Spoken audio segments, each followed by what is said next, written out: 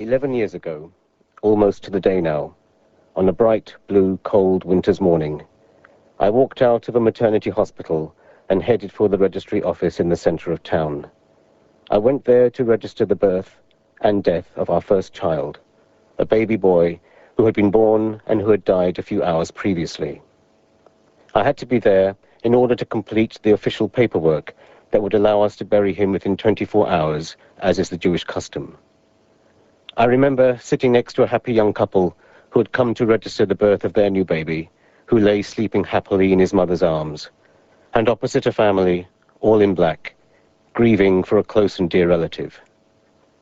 I also remember, with immense gratitude, the kindness of the official who carefully and sympathetically took down all the necessary details. She was only doing her job, but doing it in a way which made me feel, for the moment at least, a bit easier with myself and with the world.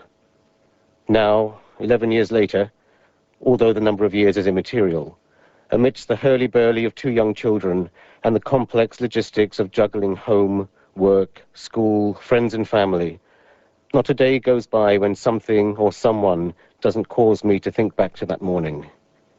Our baby's death made me acutely aware just how thin and fragile is the surface covering of everyday normality, and how easily the fabric of that covering can be torn and ruptured, sometimes in the space of seconds.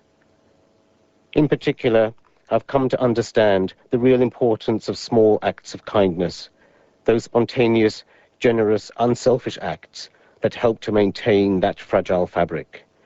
I've learned, although it's still hard, to try and give people the benefit of the doubt, to try and be more tolerant, to try to listen more. I've learned that others too may have large cracks and holes in their lives, and that they, like me sometimes, are relying on that fabric not being torn in order to get them through the day. The smile, the greeting, the thank you, the helping out, the small talk before getting down to business are all, in their way, small acts of kindness that bind us together and strengthen the fabric of our lives. But before I'm accused, in the face of a harsh and sometimes brutal world, of a utopian, let's just all be nice to each other idealism, the death of our child, conversely, also made me less tolerant of arrogance, ignorance, triviality and stupidity. If there's one quality I'd like my children to acquire and develop, it is an active, rigorous tolerance, which is not the same as prejudiced silence or passive indifference. Understanding and respect for others grows out of a willingness to engage actively with the world.